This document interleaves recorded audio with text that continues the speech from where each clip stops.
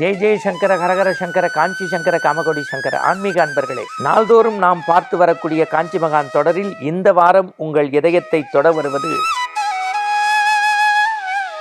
அமெரிக்காவில் பெரியவருக்கான ஒரு கற்கோயில் நியூ ஜெர்சியில். பாருங்கள், பரவசம் அடையுங்கள்.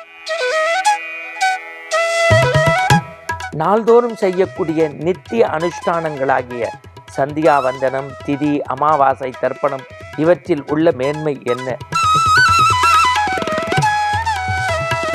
மதம் கடந்த மனிதர் மகா பெரியவர் என்று ஒரு கிறிஸ்துவ சகோதரரால் வியக்கப்பட்ட பெரியவரினுடைய பெருமை.